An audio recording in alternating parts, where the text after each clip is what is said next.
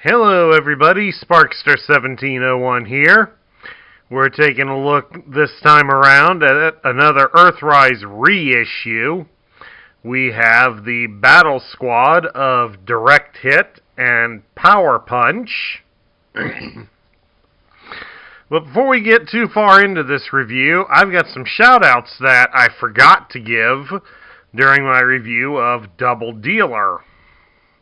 I've got several shout-outs to give for Double Dealer, and I forgot to give them and didn't realize it until after the video was edited. That's the problem with doing these things somewhat unscripted. Gotta give shout-outs once again to the Grave Sisters and their dog Ein for giving me Double Dealer. Definitely also want to give a shout-out to my friend Kay for holding on to him until I could pick him up. And give a shout out to one of her co-workers, Sailor Vaporeon, for her Eevee army protecting Double Dealer from the cat. It's amazing what animals we get attached to, won't they? Doesn't want to deal with little Pokemon critters, but wants to sleep on a Transformer. I'll never understand cats. Okay, at any rate, let's once again get their G1 guys next to them so you can have a look at them. This is basically the exact same toys that were released during the Siege run. And once again, Hasbro seems to have felt the need that we've got to reissue them because we're too cheap and lazy to make a new set. And it's kind of, they might as well just admit that to us. That's about the only excuse I would buy. And unfortunately, this trend of reissuing characters is not going to go away. I've already seen some preliminary lists for the upcoming Kingdom set. And one of them that is being reissued is the Earthrise Optimus Prime. And since they're now giving away collector cards with each Transformer in Kingdom that can have 3 variations, well, you know how well over that's going to go with people. 4 versions of one toy to have everything. Obviously, Hasbro seems to think we're made of money. Alright, at any rate, let's talk about these guys. We'll start out with Direct Hit here. Direct Hit was the leader of the Battle Squad in the G1 continuity. And he was somewhat of an effective leader. However, he tended to play favorites, as we'll talk about with Power Punch in a moment.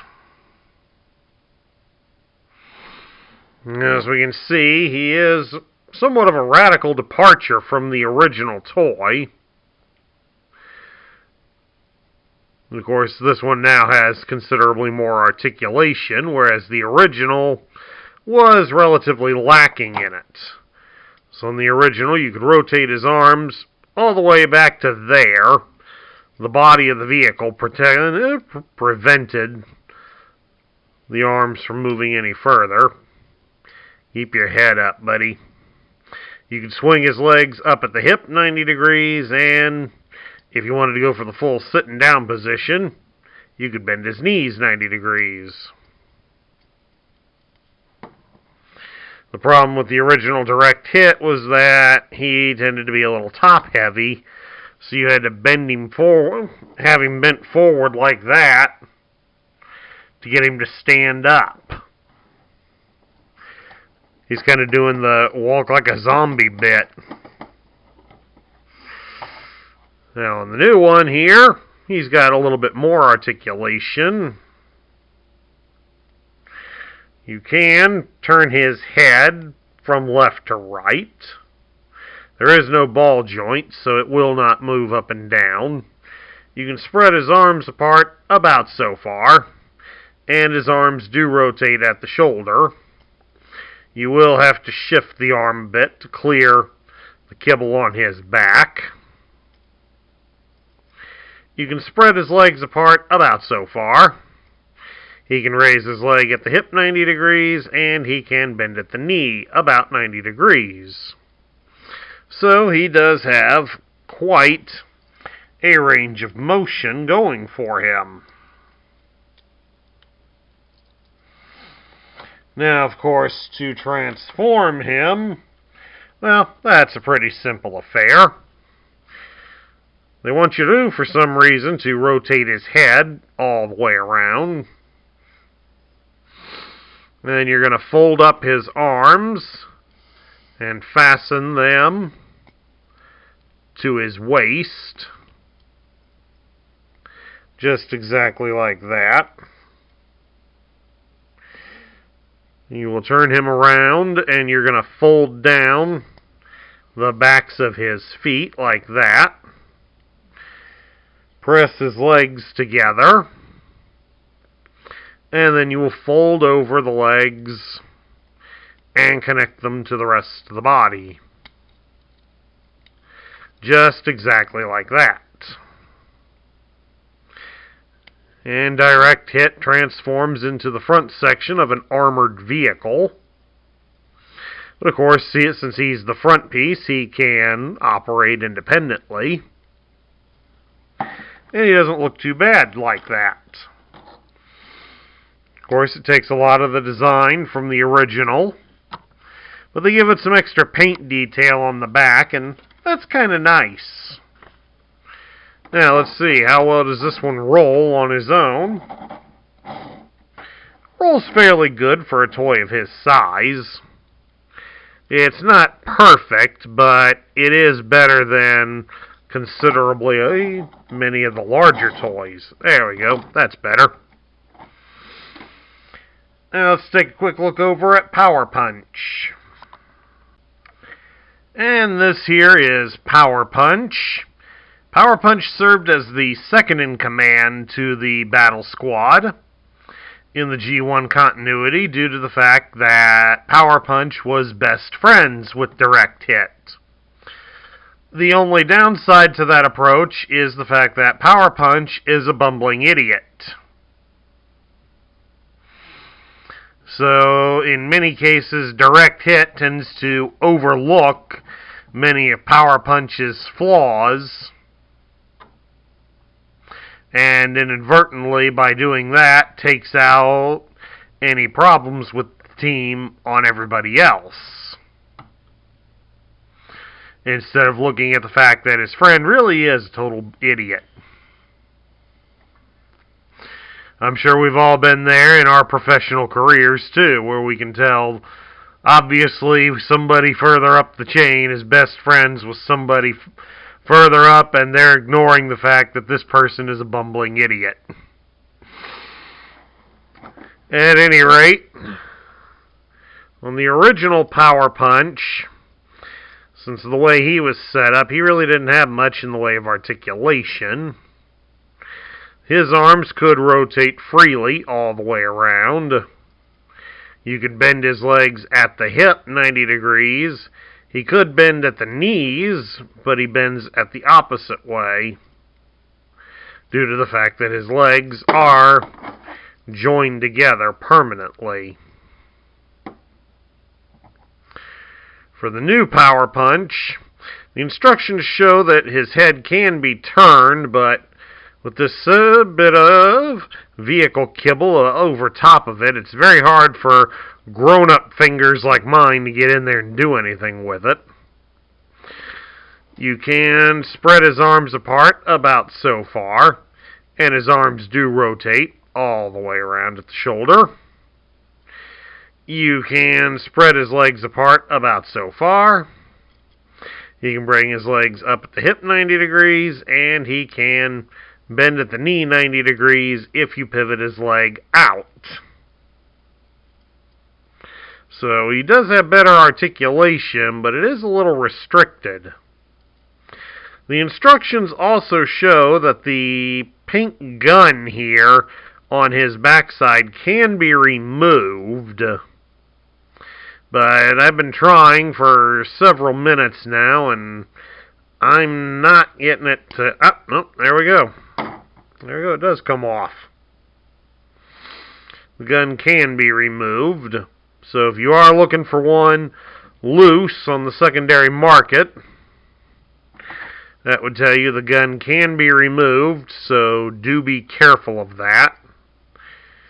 When in reality, there is no reason to remove the gun, so I would recommend not doing it, because it's just as much of a pain in the butt to get back in as it was to get it out. And I can also assure you that in time, it will likely never go back in or come out. But there we go. We got that straightened back out. Now, of course, to transform Power Punch, again, they want you to start by turning his head all around, but I can't get my fingers in there because my fingers are too fat as a grown-up. But then you bring his arms up at the shoulder and connect them to his hips. Just a little bit further up. There we go. Snap into place. You snap his legs together and then just fold them up and slide them underneath the base for the gun. And there we have it. Power Punch forms a mobile air defense weapon. Of course, he's meant to be attached to direct hit and be dragged into battle, but he is one of the few that, as a rear mode, can operate independently. Of course, here he is next to the Generation 1 version.